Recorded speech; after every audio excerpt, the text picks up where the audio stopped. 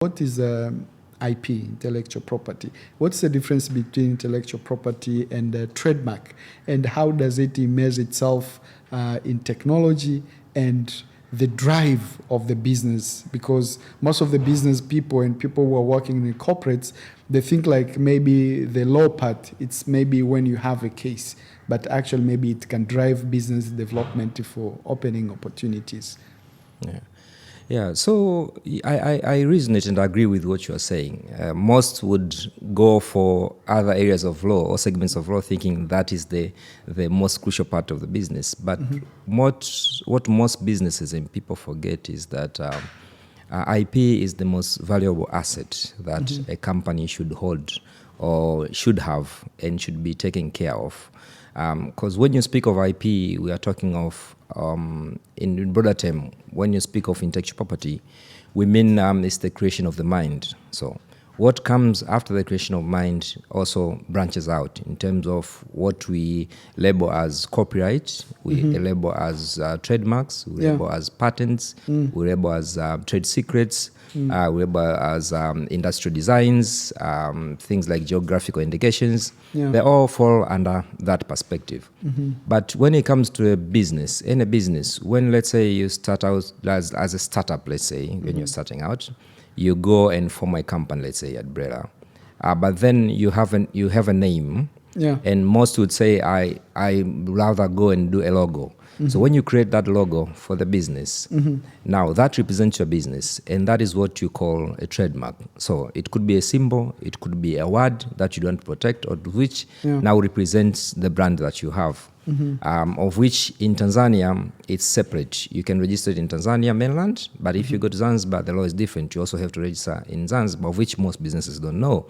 And they end up only doing that protection here. But also when it comes to copyright, let's say for most that are, especially the businesses we work with, like fintechs, people that are innovative, the innovators, copyright caters for softwares, but it's a protection that is there for you even if you don't protect it. So how copyright works is you have an idea, you put it into a tangible form, and then that idea could be probably, let's say, a book, or you've written a script, or you've done a movie. Now, that movie, from writing it down, having a script, and then acting it out and recording it, or now you have, let's say, an app, a mobile app, you have an application that you have come up with. Now you said you want to protect it. So at the moment, as far as our laws are concerned, you can protect it as a copyright. So it becomes as a software.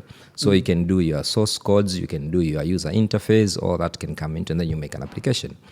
But then again, you have what we call patents. But patents cater for innovations that are new. We call them, they have to be novel, like there's novelty part of it, but also something that can have an industrial application. That means you can produce it in a mechanical way. So let's say you have a machine that once you put something comes out of. So there is that industrial process. So that's what caters for patents. But then there are other things. You see, our laws are a bit old, but I know there is a process underway to change them, of which now would cater for things like an industrial design.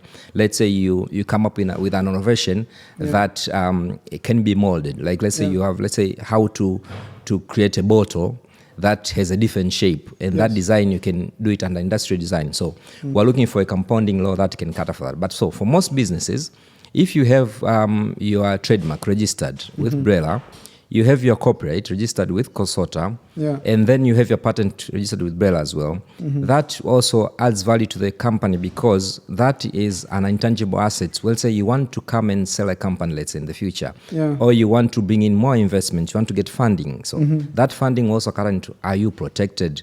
You are a startup that is, let's say, in the fintech space. You have come up with a solution, that is not there or has not been there before. And then how do you protect that?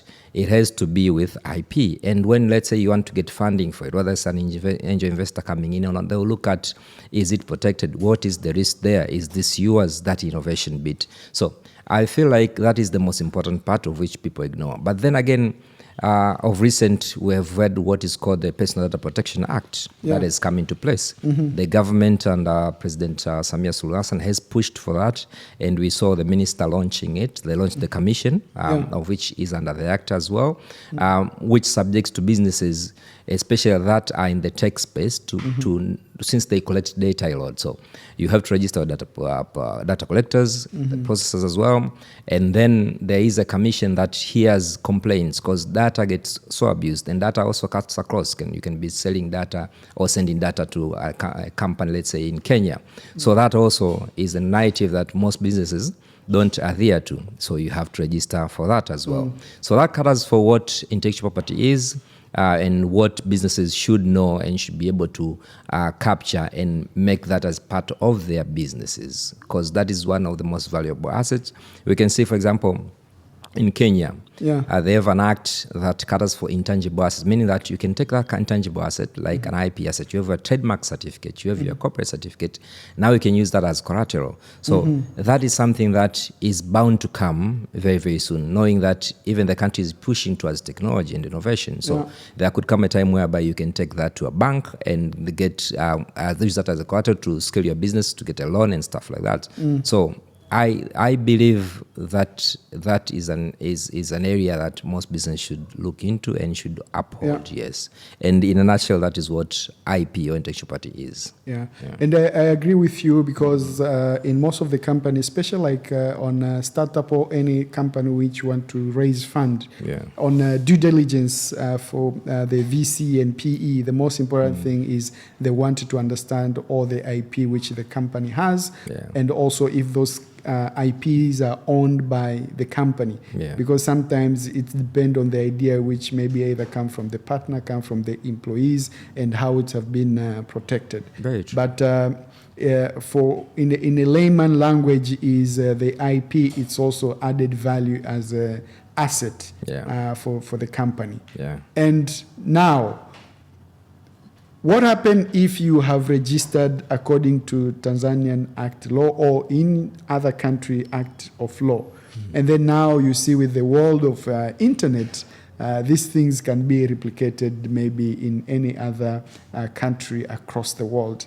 And right now you see not only just in country, but also in the technology use. So we have the artificial intelligence, we have ChatGPT, we have data protection across maybe the advertisers, which they will use that data, or they will use that copy, or they will use that IP, but refine it a little bit to be different, and then deliver to the different consumer. How do we protect that knowledge to this future of technology? Because it's a still of the data of the asset of a certain company, which have been either in public or in private publishing. Okay, so the good thing about IP, whether it's trademark, corporate patent, the good thing about, for example, trademarks alone, they are territorial, meaning that once you register in Tanzania, you are protected in Tanzania. And it's first to file, for example, in Tanzania. So whoever that filed first, so if you are a company, you're a startup in Tanzania, you are the first one to file it, then you're on the good, even if that product was elsewhere. But as long as it's not a well-known mark, meaning let's say like it's a Coca-Cola, it's what they want, and it's known globally. But there was a recent decision here at BRELA, the registry, where it said for a product to be, or for it to be well known, it has to be well known in Tanzania as well. So when you're saying your trademark is well known, is it known here? Apart from the global brands that are like this, we are talking of Philips and whatnot. But there is also protection that is offered globally.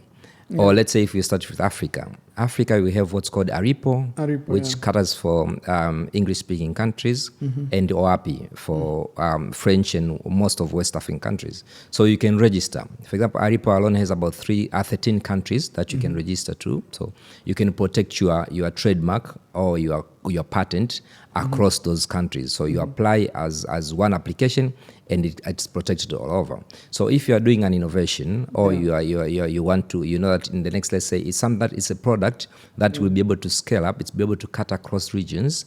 Okay, you have to protect it. Okay, start with Tanzania, go Zanzibar, and then cut across. Go to Kenya, go to Uganda, because, like, for example, Kenya is not part of ARIPO. So you have to look at which country is not part of and which country is part of. And then if you do ARIPO, now you're protected. Now, if you want to go to Europe, like, for example, you have EAPI, so you can do that as well.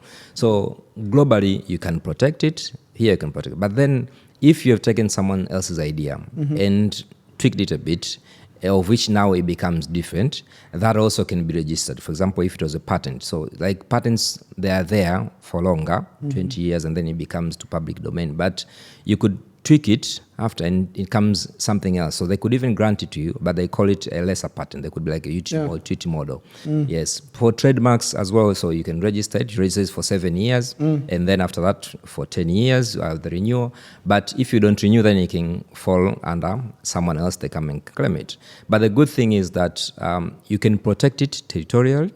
If it's something that you have, let's say you've seen an idea, let's say in Kenya or Uganda, and then you say, I want to develop something of that similar nature, or use it, and it's different, and it's not been registered here, you can register it in Tanzania and protect it. So it's for them now to come, let's say, in the future and say, we want this, let's say, trademark to be extinguished, moved from the registry. But then for that to happen, that's another process, of which now saves you, because we are protected by the fact that you have to be the first one to file. So I'll say protect it territorially, and then cut across. So you can go through ARIPO, through API, and then do individual countries, because you are sure that once you have your certificates, it's what? It's protected, yes. But now that is where most of the challenge is actually coming. Because you see, for business people and for investors, they focus mostly on the solution to save their customer. But all these other things, they're coming as the future for growth. But the major keyword which we say, first to file. That is to say, I could be concentrated on my business, on my idea, launching something, but maybe it opening some sort of like a window for fraudsters on a legal way, whereby someone will see your idea, they know you're going to expand, and then because you have not protected it yet, because you're focusing on your business and customer, and then they start to do all the